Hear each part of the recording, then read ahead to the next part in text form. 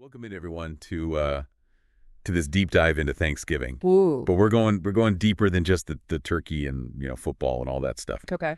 We're going to be looking at the sermon notes. A Happy Thanksgiving from In Touch Ministries, and they're basing this Okay. on Psalm 100. All right. Now, you think about those first Thanksgivings back in Mhm. 1620. Those Pilgrims, they had a rough time. Yeah. They had a rough journey over, and then they had a really tough winter. Yeah. I mean, if you were in their shoes, would you be feeling that thankful? That's a good point. Yeah. The sermon actually kind of points this out. Here they were, these people with all these hardships, and yet they decided to have this feast to thank God, for all the blessings that he'd given them. It really makes you think about what gratitude really means. Yeah, it does. So how does this sermon kind of take that first Thanksgiving and tie it into the message of Psalm 100? Well, that's where it gets really interesting. You see, Psalm 100 isn't just a random collection of verses about praising God. It's actually like a guide to expressing gratitude in a way that changes your whole outlook. It's like a blueprint for living a life of thanksgiving, not just a single day. Wow. Okay, I like that. So what kind of actions are we talking about here when we say it's a guide? Well, the psalm uses some really vivid words. It tells us to shout joyfully, to serve, to sing, to know, to enter with praise, to give thanks, and to bless his name. Okay. It's not passive. It's about actively doing something with your gratitude. Okay. And the sermon suggests that this active expression is like the key to understanding the spirit of Thanksgiving. You're a pilgrim back then or living in the world today. So it's not enough to just feel thankful in our hearts. We have to express it outwardly. Exactly. And that outward expression doesn't have to be some big gesture. It can be a quiet prayer, or it could be singing in a group, you Yeah. know? The sermon says that how you do it isn't as important as why you do it. Recognizing that God is good and faithful all the time. That's the foundation of true thankfulness. I see. So it's moving us beyond just being thankful for things to recognizing something bigger, something deeper. Right. And that leads us to one of the most interesting parts of the sermon. Yeah. The idea of God as our shepherd. Do you mean like the sheep and the shepherd thing? Yeah, have you heard that before? Yeah, but I'm not sure I totally get it, especially when we're talking about Thanksgiving. It's a really powerful metaphor. The sermon does a great job explaining it. Think about it. A shepherd takes care of his sheep, protects them, guides them, knows what they need before they even do. And that's the kind of relationship Psalm 100 is telling us to have with God. Okay. We're like the sheep, totally relying on the shepherd to take care of us, even when we don't realize it. So you're saying that seeing God as our shepherd changes how we think about Thanksgiving, because it reminds us that he's always taking care of us even when we don't see it. Exactly. And that awareness, the sermon says, is at the heart of being thankful. It's not just about noticing the good things when they're easy to see, like a big harvest, Yeah. It's about realizing that even when things are hard, that shepherd is still there, guiding, protecting, providing. That's something to be grateful for no matter what. Wow. I'm starting to see Thanksgiving in a whole new light. But, life isn't always a feast. How does the sermon talk about those times when it's hard to be thankful? When it feels like we don't have a lot to be thankful for? Yeah. When the harvest is kind of small. Well, that's where this sermon really gets to the core of, what it means to have a grateful heart. All right. It admits that life, throws us curveballs. Yeah. Sometimes there's not a lot to harvest and winter feels really long. But the important thing is this. The sermon says that God doesn't change even when our situation does. So even when we're going through tough times, when it's hard to find the good, Right. the sermon wants us to remember that God is still like that shepherd, Oh. always there to protect us and guide us and love us. Absolutely. And that's the power of Psalm 100. Right. It's not just for when things are going great. Right. It gives you strength and perspective when it feels like you can't be grateful.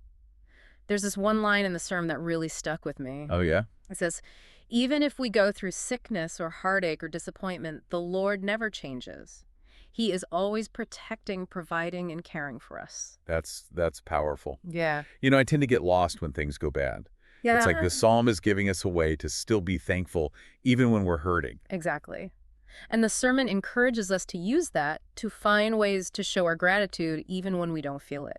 Okay. Remember those action verbs we talked about? Oh, yeah. Shout, joyfully, serve. Yes, sing, enter with praise. Give thanks, bless his name. Right. Those aren't just for good times. Yeah. They help us see things differently when things are tough. So even when we don't feel thankful, going through the motions of showing gratitude can actually change how we feel inside, right? It's like a practice, like meditation or prayer. That's a good way to put it. The sermon makes it clear that gratitude is a choice. Right. It's something we have to work at, especially when it's hard. Exactly. This reminds me of something I read about how being thankful can actually change our brains, Oh, really? make us more positive and resilient. Interesting. It's cool how this ancient wisdom matches up with what science is finding out today. Yeah, it is. It shows that these spiritual ideas are timeless. They're not just nice sounding words. They can really change our lives for the better.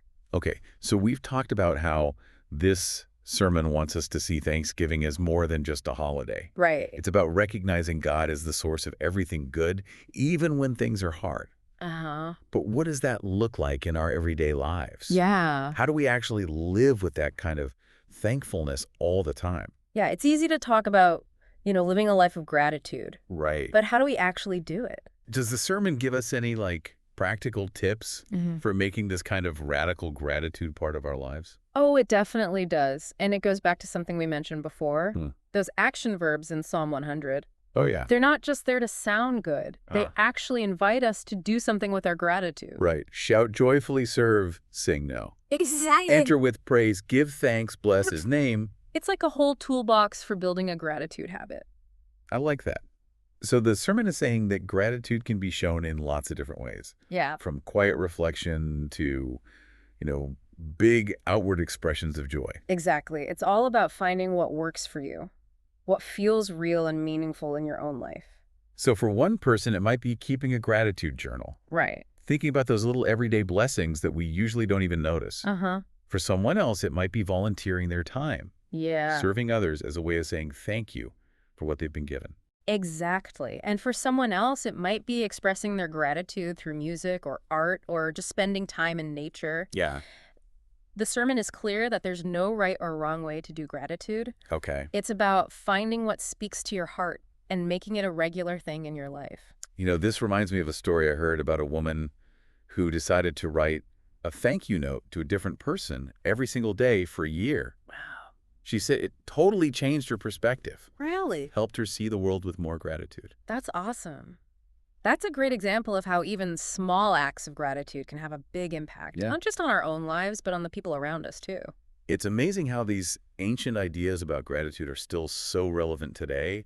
This deep dive has really opened my eyes. Yeah. I'm seeing Thanksgiving not just as a day, but as a way of living, a way of being in the world. And if we can embrace that, even when things are tough, I think we can find a level of joy and peace that goes beyond just feeling happy for a little while. So as we wrap up this deep dive, I want to leave you with this thought. What if we look at our lives through the lens of Psalm 100? Seeing God as our shepherd, even when things are hard. How would that change how we experience gratitude every day? What new ways of giving thanks might we discover? Those are great questions to think about as we head into Thanksgiving and beyond. May we all find ways to cultivate a grateful heart, recognizing God's goodness in every situation, and expressing our thanks in ways that are real and life-giving. Thanks for joining us for this deep dive into the heart of Thanksgiving. We hope it's given you a new perspective on this timeless tradition and inspired you to live a life filled with gratitude.